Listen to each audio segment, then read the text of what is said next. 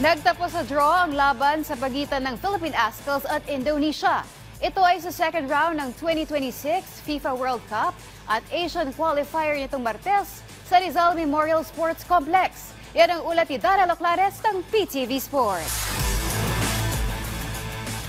Sa kabila man ng kanilang pinakaunang goal sa torneo, nagtapos pa rin sa isang draw ang naging laban ng Philippine Ascals kontra sa Indonesia 1-all para sa second round ng 2026 FIFA World Cup at Asian qualifiers nitong Martes sa Rizal Memorial Sports Stadium.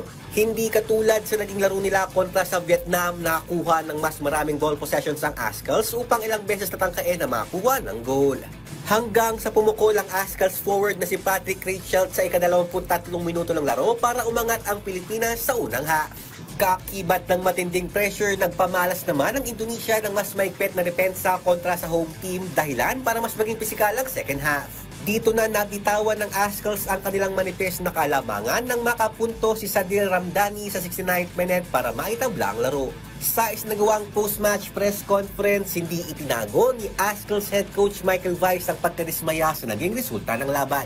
Pero hanga pa rin siya sa buwis-buhay na larong ipinakita ng kupunan sa harap ng 9,880 football fans. As much as I'm disappointed, I'm very happy also because the boys gave everything. They played tactically smart, and as long as the whole group was fit and the whole group worked together, it was tough.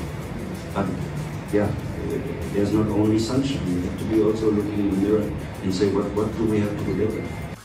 Ganito rin ang naging payag ni team captain at goalkeeper Neil Etheridge na tiwalang ibinuhos ng Ascals ang lahat sa kabila man ng maikling panahon na paghahanda. I want to apologize for the effort that we've put in over this camp and these games. You know, we've gone from a deep block against a very good Vietnam team to a much better counter-attacking performance today, passing the ball. We mixed our game up.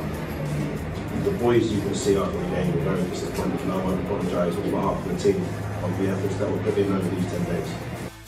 Magpapatuloy ang kampanya ng Ascals sa qualifying tournament sa March 2024 kung saan 2 beses makakalaban ng Pilipinas ang Iraq.